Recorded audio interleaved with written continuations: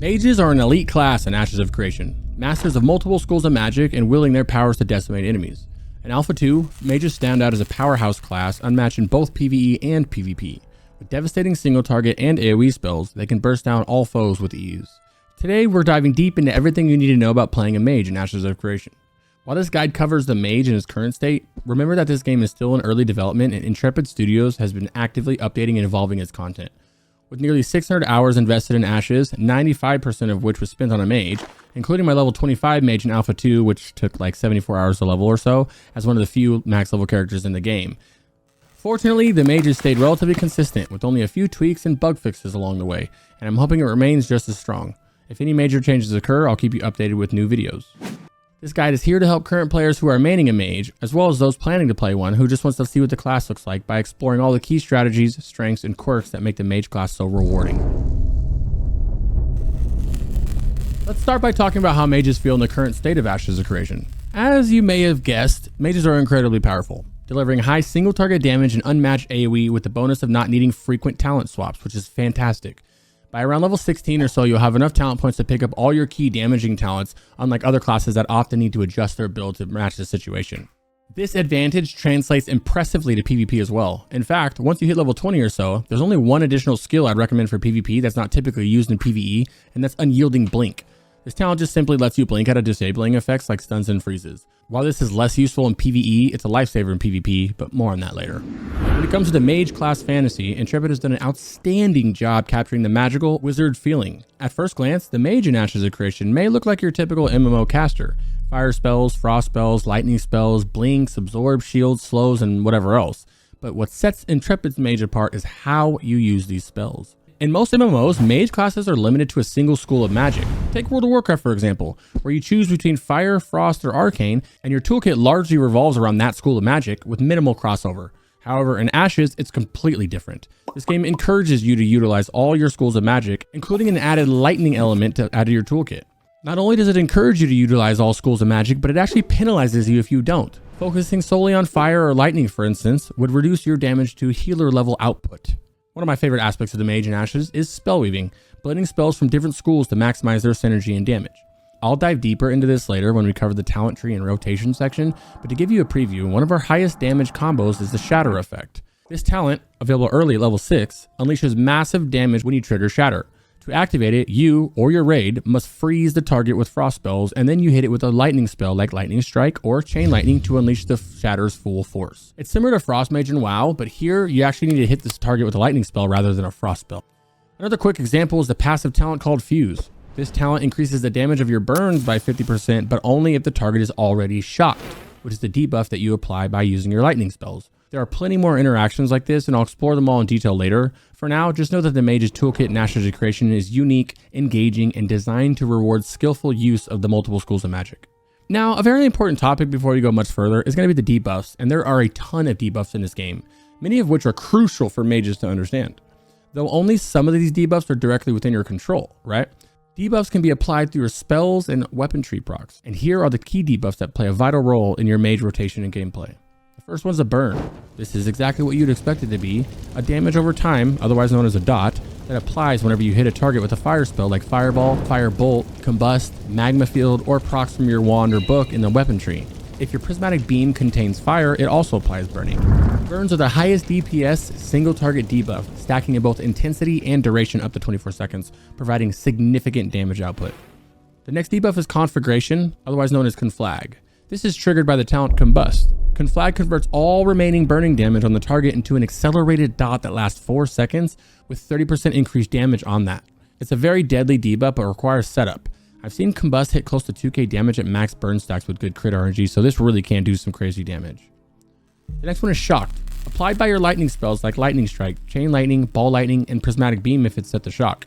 Shocked is unique because it causes the target to take additional lightning damage every time that they're hit, making it very powerful in AoE scenarios. When paired with Volatile, it becomes even more impactful. Oh, and while we're talking about the Volatile debuff, this is a crucial debuff that reduces a target's medical mitigation by 15%, causing them to take more increased magical damage. Applied by Lightning Ball, weapon procs, and specific talent nodes, it's essential for maximizing your DPS as mage. The next one is Chilled, a very important debuff that slows the enemy movement by 40%. When it reaches 5 stacks of chilled, the target is then frozen, enabling high single target and AoE damage through Shatter. Chilled is applied by Frostbolt, Hoarfrost, Blizzard, Prismatic Beam if it's set to chill, and your Wander Book. Cone of Cold currently only freezes and does not apply chilled itself. I don't know if this is intentional or not, but it's really annoying. Frozen is the next debuff, and this is automatically applied when the target reaches 5 stacks of chilled, like I said. Blizzard and Cone of Cold also apply Frozen only if the target is already chilled, making this debuff critical to the Mage's DPS setup. Slumber is another one. This is a talent-based debuff that puts the target to sleep for 10 seconds with a cooldown of 30 seconds. Though this is more of a CC than a damage debuff, I just wanted to mention it. These following debuffs are on your melee weapon and they come from those weapon finisher nodes. You can set your weapon node to bleed, snare, or wound. I personally use bleed as this is a very straightforward dot, which I use 90% of the time. The snare reduces target movement by 25% per stack, and wound reduces healing received by the target and increases the damage they take, making it particularly useful in PvP. Now, these debuffs are a key component to the Mage's toolkit, giving you various options to amplify damage and control targets based on the situation. Now, before we get into the good stuff, let's touch on an essential topic for Mages in Ashes' creation: stats and stat priority. Just like any other MMO, stats are critical to your character. You'll find them on gear, and you can also boost them with consumables. They've also mentioned something about a potential tattoo system for additional stat boost, but that's not been implemented yet, so I guess we'll just wait for more details on that. There are 6 primary attribute stats, each of which boosts certain secondary or waterfall stats. For example, Intellect is the main attribute for mages. Each point in Intellect gives you 3 magical power, 1 magical penetration rating, and 1 magical accuracy rating. Here, Intellect is the primary stat, and the magical power, penetration, and accuracy would be the waterfall stats. And since we're on the topic, let's go over the other 5 primary stats. Wisdom, which is another key stat for mages, gives you 2 magical crit chance, 2 magical casting speed rating, and 1 magical evasion rating per point. This is really nice because this gives you more magical crit and casting rating, 2 things we absolutely adore. Mentality is the next one, and this adds 16 mana per point, 2 magical resist, and 1 magical critical avoidance rating per point. Constitution is a defensive stat for all classes. It provides 10 max health, 2 armor, and 1 physical critical avoidance rating. This stat appears frequently on gear and it helps with survivability. Strength and Dexterity. These are melee stats that increase physical damage and are generally irrelevant for mages. Occasionally you may equip a strength item for its armor value if you have no gear on that slot, but other than that, don't worry about it. As a mage, your stat priority should be Intellect, then Wisdom, followed by Mentality. Constitution is also useful, but tends to come naturally on certain gear. Intellect is the most important as this gives you 3 magical power per point, significantly boosting your output. Wisdom is valuable for its crit chance and of course its casting speed, though it's secondary to Intellect due to the higher return on magical power per point of Intellect. Mentality is lower priority because mana issues are rare, except during extended AoE grinding. If needed, you can restore mana with weapon finishers if you're spec'd into the mana recovery option, and support skills like Cleric's Blessed Weapon and a Bard's mana buff should keep you fine. Oh, and a quick note on Constitution: as you require more gear, consider keeping a few Constitution focused pieces in your bag if you like to PvP, because it has extra health and armor and physical crit avoidance, and those can come in super handy in a PvP setting.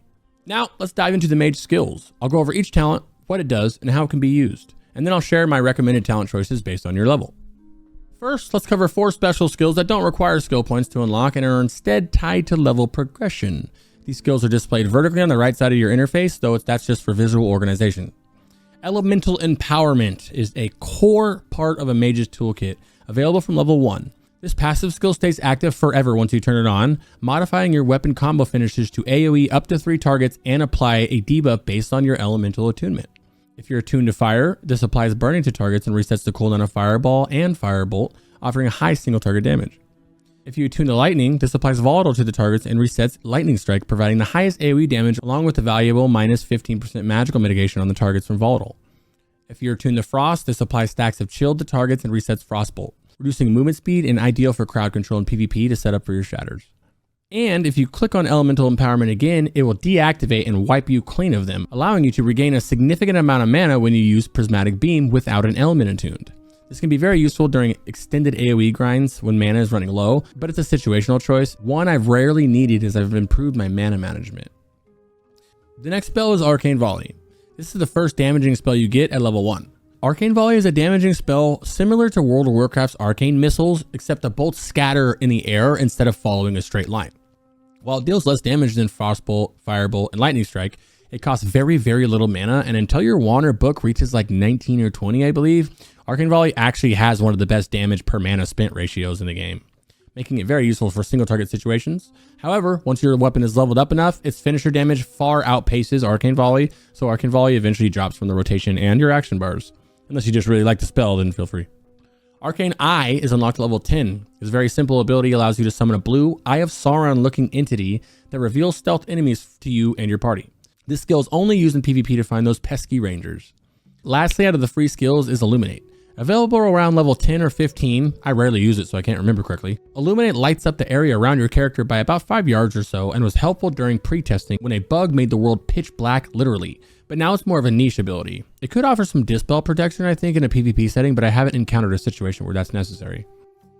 Now, onto the talents. As you can see, the Mage tree is divided into 3 sections. The first section unlocks at level 2, the middle section at level 6, and the top section at level 12. Once these sections are unlocked, you're free to allocate your points anywhere you want, though there are a few restrictions. You need to keep at least 4 points in the first tier and 5 points in the middle. This means you cannot allocate all your points in the upper tiers while ignoring the lower ones.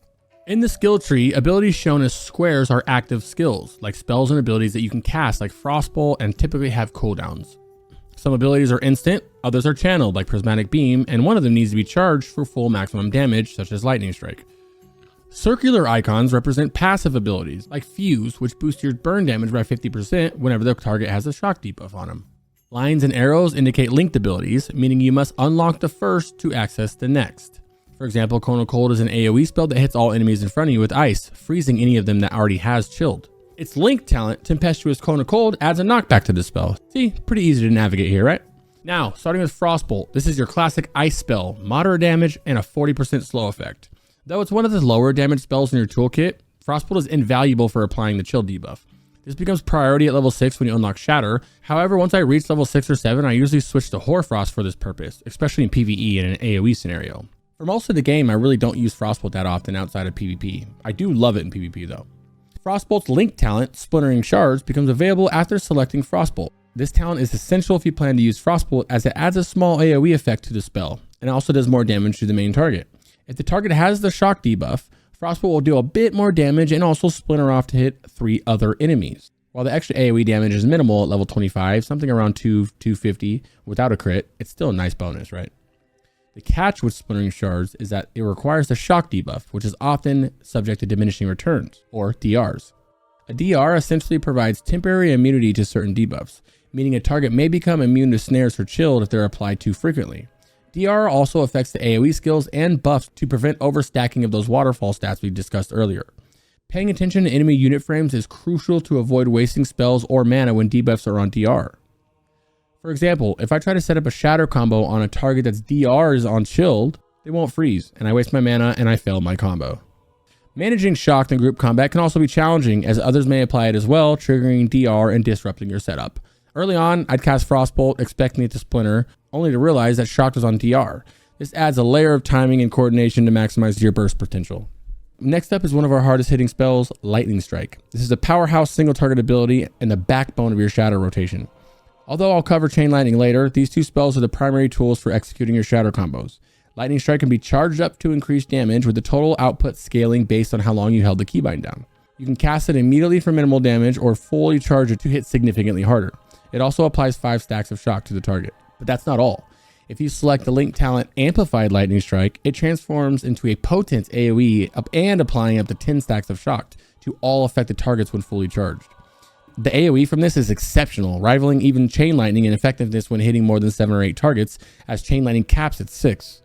I use Chain Lightning to trigger the first Shatter, then wait the 4-second cooldown before following up with a fully charged Lightning Strike for massive AoE damage on another Shatter. Additionally, if your wand is attuned to lightning, each weapon combo finisher will reset Lightning Strike's cooldown, allowing frequent high damage bursts every few seconds if you want. Next up is the Fire element. This first choice node here allows you to choose between Fireball or Firebolt. You cannot select both, and I strongly recommend choosing Firebolt over Fireball. Fireball has a long cast time, moderate damage, and doesn't even match the versatility of Firebolt. If anybody advises you to take Fireball, it's best just to ignore that advice. And for those curious about the difference, Fireball has a 2.5 second cast time and a 12-second cooldown. Firebolt is an instant cast with 3 charges and 8-second cooldown for each of those charged. 2 Firebolts is the exact same mana as a Fireball, and 2 Firebolts is the same damage as a Fireball. The 2 Firebolts typically will do a little bit more damage, but yeah. Both apply burning, but Fireball only adds burning on impact, with burning scaling based on Fireball's crit. Firebolt, however, applies burning with each cast, allowing higher burn stacks thanks to its multiple charges. This is essential for the talent Combust, which deals damage and converts all remaining burning damage on the target into a boosted 4-second dot with 30% more increased damage on it. Firebolt yields much higher combust damage than Fireball due to its burn stacking potential. Fireball also synergizes extraordinarily well with the next talent called Bombardment. This grants your Firebolt 25% more direct damage, but more importantly applies the Stagger debuff, which reduces the target's disabled vision by 25% for 6 seconds. Not that important. Staggered may seem minor, but it's crucial for enabling Chain Lightning to trigger twice, thanks to the Aftershock talent. Fighters and tanks also benefit from Staggered as well, allowing them to skip applying it in their rotation and go straight to the stun trip or their high damage abilities. So, to summarize, always choose Firebolt for its superior damage, burn stacking, and utility. Moving on to Blink, which teleports you around 20 or so meters in the direction you're facing. I say around because Blink is a long-standing bug. If you jump off a cliff and blink, you'll travel much further. Combining a jump, dodge roll, and then blinking can launch you an additional 10 to 100 meters, allowing access to hard-to-reach areas. This bug makes it handy for traversing long distances as well, especially over cliffs and mountains. Now, Blink has 2 linked talents. Unyielding Blink, which I talked about earlier, lets you blink out of disabling effects like stuns, making it a lifesaver for PvP. I consider this talent essential for PvP encounters. The next one is Accelerative Blink. This allows you to cast Fireball, Frostbolt, or Lightning Strike instantly after a blink. While this can be fun for getting a quick hit in after evading, I personally avoid it. I prefer to control when I cast these spells, especially to manage the debuffs and avoid triggering DRs unneeded. Using Blink recklessly in PvP can leave you vulnerable, since a skilled opponent will immediately capitalize on your lack of escape. However, if you find it enjoyable, feel free to try it. It's definitely not game breaking, but may not be the most optimal use of your points. Next up is Cone of Cold. As you'd expect, this is a frontal cone attack that deals damage and freezes any targets with the chill debuff. It's one of my most used spells, often used right after casting Hoarfrost to set up for a Shatter. It's also an efficient way to attune Elemental Empowerment to Frost quickly. Please note that Cone of Cold does not apply Chilled on its own, which I believe it should, since it is a Frost spell, but it currently does not apply Chilled. It only freezes if they're chilled. The Link talent Tempestuous Cone of Cold adds a knockback effect. While this sounds very useful, I rarely use it since 99% of the time I'm casting Cone of Cold to freeze a target after applying Chilled with Frost, and frozen targets do not get knocked back because they are frozen in that spot, right? As soon as the Cone of Cold hits them. This may be intentional, but for now I skip this talent. Shell. Oh man, Shell is a powerful defensive shield, absorbing a substantial amount of damage. It saved my life countless times in both PvE and PvP. However, smart PvP players may hold off until Shell wears off to strike, so be careful. Shell lasts 15 seconds or until its damage absorption threshold is met, and this spell is a 45-second cooldown. Now the infamous Shatter talent. This deals 300% ice damage to frozen targets whenever you hit them with a lightning spell. Shatter is central to the Mage playstyle, as our rotation revolves around setting up Shatter bursts. It's devastating in both single target and AoE scenarios, with a 4-second inner cooldown on Shatter and the ability to trigger off any player's freeze effects. Pairing Shatter with Arcane Circle, which is 30% more damage, and Ball Lightning, which is minus 15% magical mitigation on the targets, maximizes its effect massively, making it vital to time your shatters and watch those frozen debuff DRs we talked about earlier for optimal setups. Next is Hoarfrost, which is an instant cast AoE that lets you select the target area, applying chill to all targets hit. As you just heard, I typically follow this up with a Cone of Cold and then I go to Shatter. It's my go-to spell for kiting in PvE and PvP as well, allowing for instant freezes and a follow-up Shatter. Enchant Weapon is a unique ability that enchants a player's weapon with your current elemental empowerment. If I'm personally attuned to lightning and I press Enchant Weapon on my friend, their weapon will proc volatile on his hits. Not only that, this can stack all 3 elements if you're in an Arcane Circle, applying chilled, volatile, and burn simultaneously on that Enchant Weapon. And even if you deselect Enchant Weapon afterwards from your spec tree, the enchantment remains on your ally, granting continuous debuffs for a party-wide damage boost. Rangers benefit most in single target due to their quick attacks, while fighters excel in AoE with this triple stack boost. I'll have a little clip down there in the rotation of how to do this properly. The next spell is Slumber, which is a 10-second AoE sleep on a 30-second cooldown, breaking on any damage taken. It's valuable in PvE and PvP, though burns may accidentally break it. Slumber is great for creating distance, letting you freeze, shatter, and reset while repositioning. In PvP, it's a lifesaver when it comes to setting up your shatter combos as well. Ball Lightning is a crowd favorite and easily my favorite. This spell launches a large lightning ball about 20 yards or so, dealing massive damage and applying volatile, which is at minus 15 magical mitigation to all enemies hit.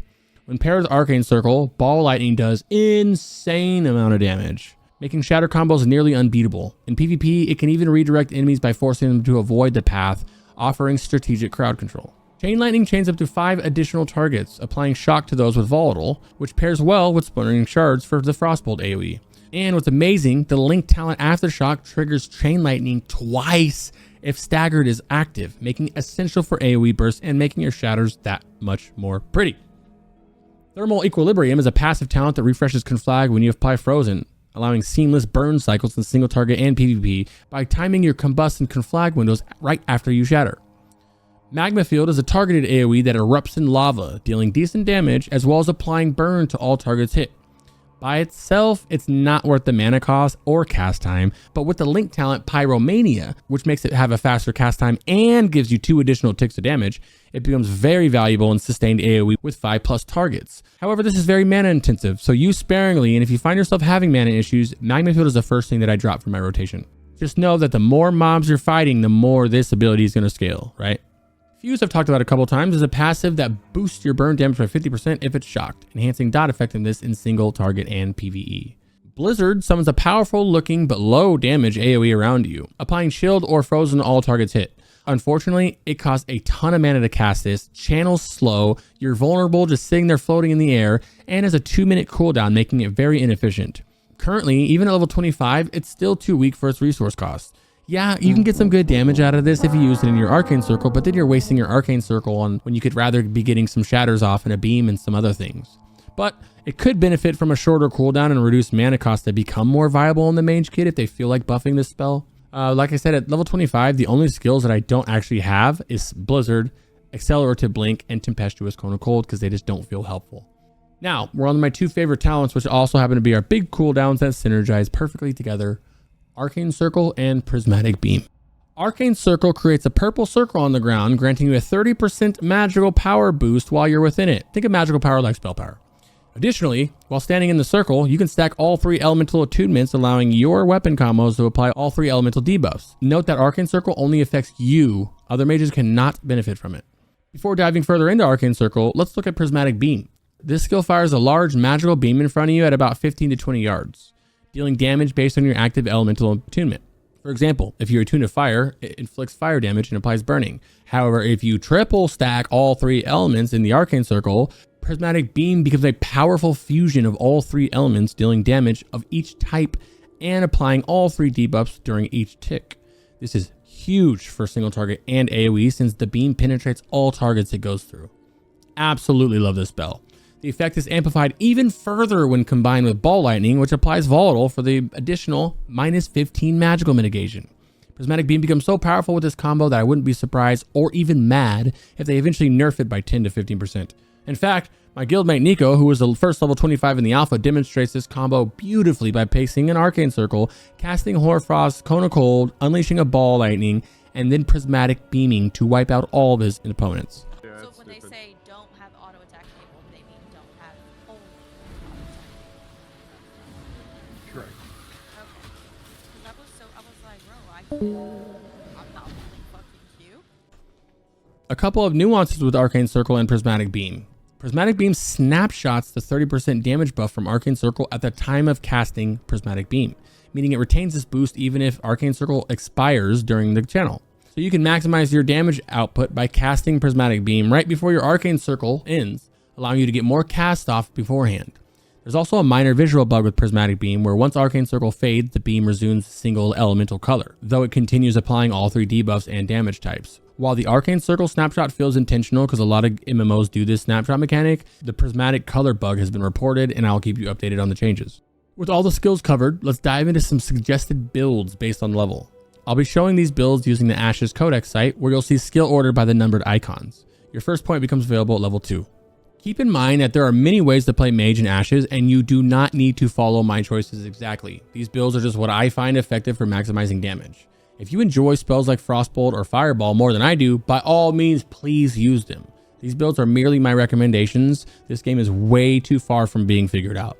Your build can also vary if you plan to focus on PvP. The suggested builds here are flexible, designed mainly for leveling because that's like all the game is, with notes on talents that you can be swapped in or out. In Alpha 2, you can respec as often as you like, which is a great feature for quickly adapting to situations. However, in the full game, respecing will require a fee and require you to go back to your city to change. Once this change is implemented, if respecing is limited or costly or it's really annoying to go respec, then I would suggest just skipping this initial 4.1 I did. Instead, start building off that level 6 one that I talk about, because that build will prioritize early access to Shatter without making you go respec. But for now, in Alpha 2, enjoy the flexibility to switch out talents like Blink or Shell whenever you need it. It's a feature I definitely will miss. For the first few talent points, here are my recommended progression. Start with Frostbolt. The spell is great at early levels, providing decent damage and applying Chilled, which also sets your wand to Frost.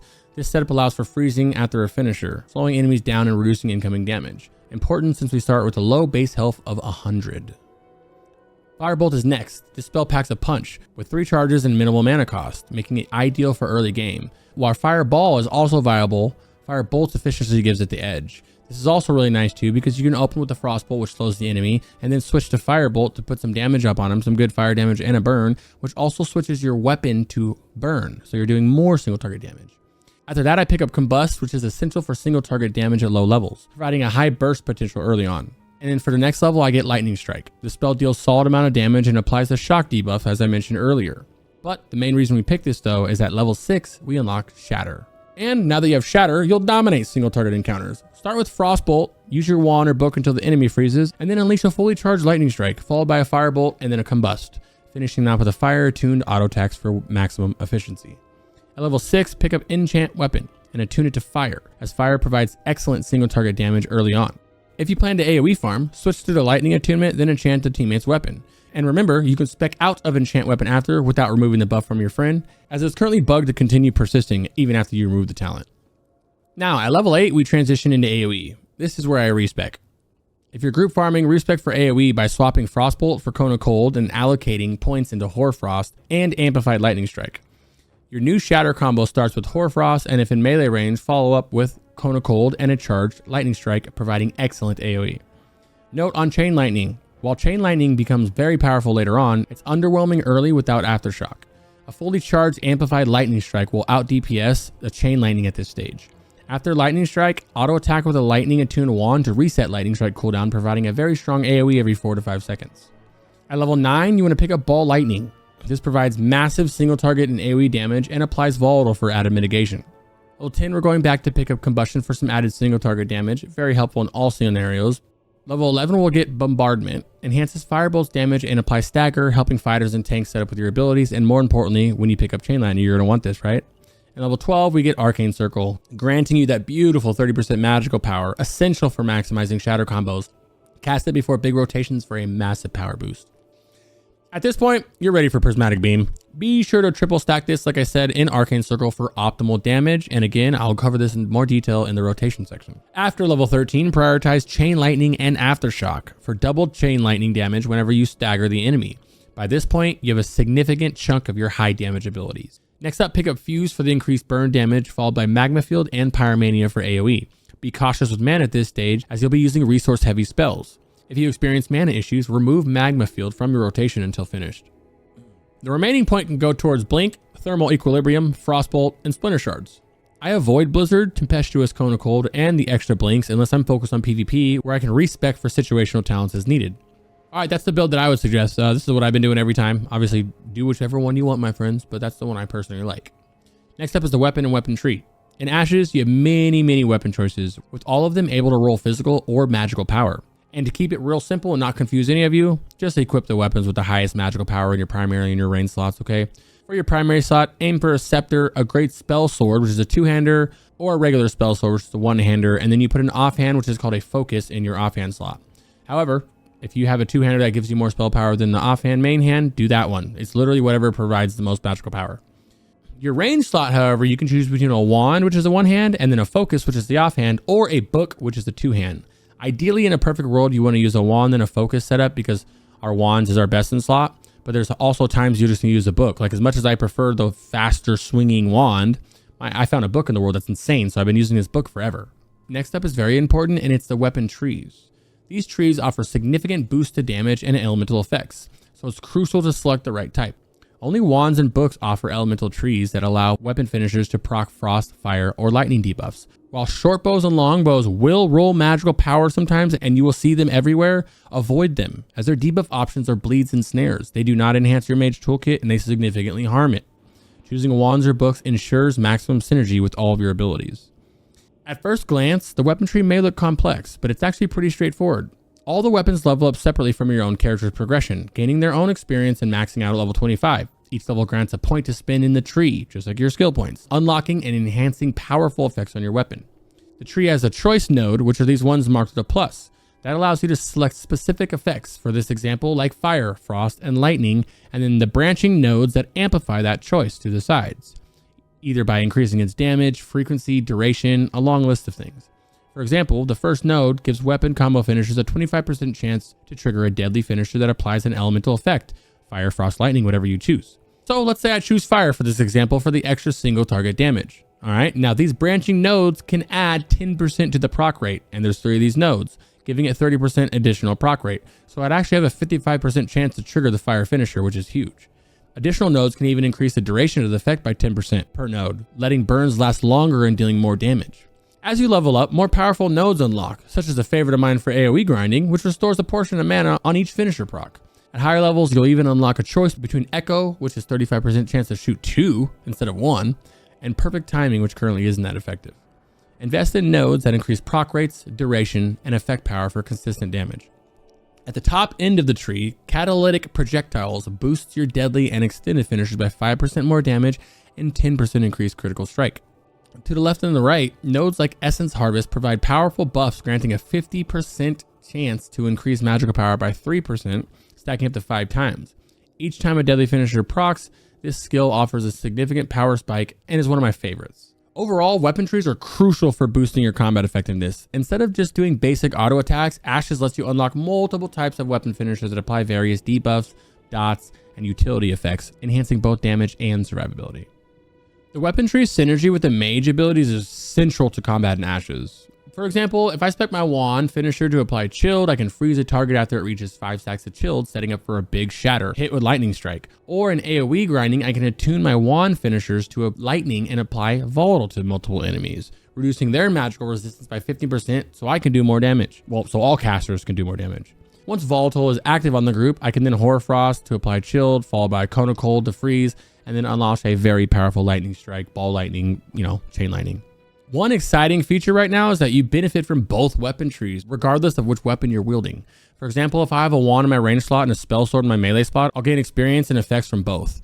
So if I talent my wand to apply burn and my spell sword to apply bleed, the finisher proc while I'm wanding will apply both burns and bleeds, stacking them for maximum effect. Well, I'm not sure if this is intentional. It's been present in testing so far, and I hope it stays. Each weapon tree includes a variety of finishers, regular, deadly, extended, and even extended deadly finishers, all with unique abilities and passive buffs to enhance their power, frequency, and duration. There's also a vertical path on the right, just like there was in the other tree, and it starts at level 5 and increases by 0.5% accuracy every 5 levels, boosting your effectiveness as you progress. The last tree is a universal tree, which they're calling a stamina tree. This third tree is universal, focusing on stamina, dodge, blocking, and movement speed.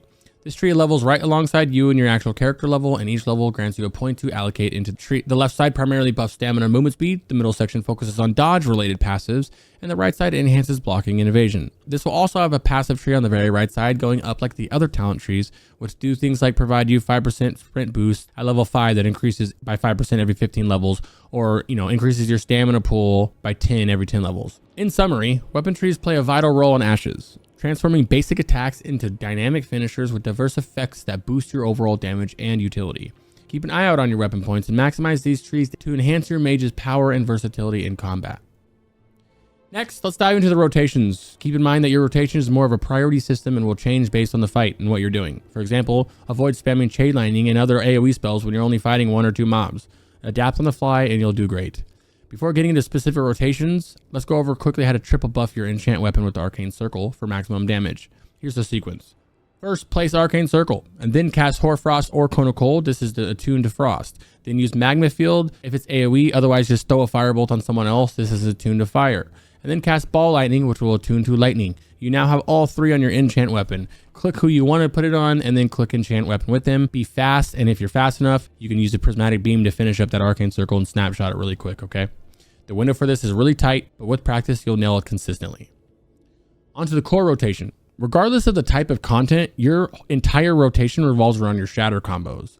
Your goal is to set up as many shatters as possible by using Hoarfrost, Cone of Cold, or Frostbolt with your wand to apply freeze to the targets.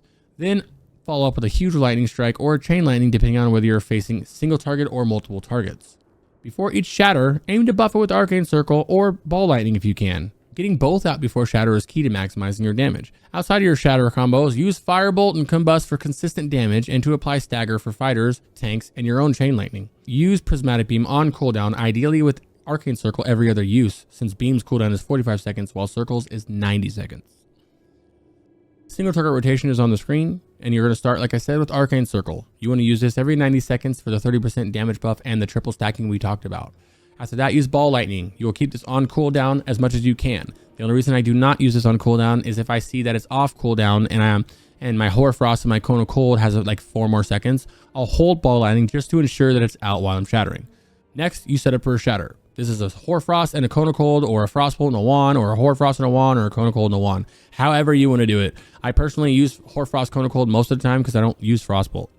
After that, you're going to fully charge a lightning strike for maximum damage, okay? The game's been bugged out before where you didn't need to fully charge it. You could just tap it, but do not do that and fully charge it. It doesn't happen every time. Just get used to how the game should be working, all right? After that, Firebolt 2 or 3 times for fuse and then combust it. Then Prismatic Beam. Use Prismatic Beam on cooldown. Every other time you should be using it with Arcane Circle, okay? It's a 45-second cooldown. As soon as that comes off cooldown, you're going to set to fire, so it's a red beam, and go ham on it. Repeat the rotation until your target is dead. Use Slumber to gain distance as needed. Use Blink and Shell for added protection if talented. Now your AoE rotation looks kind of the same. You're in Arcane Circle and use that on cooldown and pay attention to it. Then you're going to Ball Lightning. You're going to use that on cooldown and always use it with the Shatter. Hold it for Shatter if you need to. After that, set up your Shatter with Hoarfrost followed by Cone of Cold. And then you're going to cast 1 Firebolt. And this is just to apply Stagger. And that is because if you have Stagger due to the Aftershock, your Chain Lightning will hit twice. And then after that, you guessed it, Chain Lightning. Now, nuances here is if there's 7 or more targets, do not use Chain Lightning and instead use Lightning Strike. Full charge Lightning Strike will do more AoE damage on 7 to 8 plus targets. Also, if you are using Lightning Strike here instead of Chain Lightning due to massive AoE, do not use Firebolt in that previous step. Just skip that step and go straight from setting up your Shatter and then shattering with Lightning Strike. All right. And then the next step is if you did go that route where you use Lightning Strike for massive AoE, after that Lightning Strike, cast 3 Firebolts, Combust, and then Chain Lightning. After that, Magma Field if both talents are selected, and then Prismatic Beam and use that on cooldown and try to pair it with Arcane Circle as I said. After that, Lightning Strike, fully charged for AoE as much as you can. Your auto attack will be set to wands. This is when I just like to keep wanding to reset my cooldown of Lightning Strike and keep Lightning Strike while setting up for shatters. It's beautiful. And obviously use Blink and Shell if you need to for safety. Now for PvP, your focus remains on setting up large shatters on high priority targets. This is much trickier since opponents won't just sit in your AoE like mobs do, but with strategic positioning, you can still land devastating shatters and pressure healers or kill targets effectively. One of my favorite strategies that works sometimes but sometimes doesn't is I'll blink in with a shell active, drop Arcane Circle, and then use Hoarfrost and Cone of Cold to freeze all the enemies nearby. Follow that with a Firebolt to ensure my Prismatic Beam has all 3 elements. Then cast Ball Lightning and finish with a Prismatic Beam to unleash massive amount of AoE damage that'll wipe anybody out. Much like you see on the clip behind me from my guildmate Nico. Of course, PvP doesn't always go smoothly. Real players will avoid your AoE, so if you can't dive in, focus on setting up your slows and shatters on your primary targets, okay? You might need to sleep them to gain some distance or plant yourself with an Arcane Circle for optimal damage. But surprisingly, many players underestimate how quickly a mage can eliminate a target. But also be careful because fighters can eliminate you as well very quick if you're not careful because we are very squishy. And I'm going to go over this one more time just to elaborate more on this. Use Blink and Shell sparingly. These are your lifelines. Wasting them makes you a prime fucking target, as mages are extremely squishy. Without these, you're vulnerable to stuns and takedowns, and you're just going to die instantly, okay? By balancing both defensive moves with offensive bursts, you'll become a formidable force in both PvE and PvP as a mage. Just be very careful because people will wait until they see your blink or wait until they see your shell go down and they will pounce on you and you're dead. So be careful. Well, I think that wraps up not only the rotation, but also the video. I think I've given you plenty to talk about, so take some time to digest all this information. I'll have more videos soon that dive into more specific topics of the mage, and it won't be as in-depth, more like, comprehensive guides, right? But I wanted to start off with a very big in-depth one, okay? Because I like these kind of guides and they're fun for me to do, although they take, 3 goddamn days. As always, keep in mind that everything here is subject to change, and I promise to keep you guys updated if any adjustments are made. To be honest, I'm expecting a nerf for this amazing class because objectively, mages are quite ahead of the other DPS classes right now, but who knows? Maybe they'll buff the other classes instead, which would definitely be more fun than a nerf. But hey, maybe I'm just a little biased on that one. Who knows? Anyway, before I start on another rant, let me just say, if you enjoyed the video, please leave a like and hit that subscribe button for more Ashes content. I'm planning to make more mage guides as well as some other class guides. I'll leave the news updates to the other content creators because they're really good at it, and I'm going to focus more on instructional guides that can really help you in the game, okay? If you have any suggestions for videos you'd like to see, please go to the comments and let me know, or join my Discord and come hang out. Lastly, I'll be streaming every weekend over at twitch.tv/CrixVibes. And I also turned the YouTube stream on for a little bit too, like 8 hours last weekend. So I'll do that for a little bit too. But I don't like to do that because I can't listen to music on YouTube and I get DMCA'd. But anyway, I hope to see you guys in one of those streams. Until next time.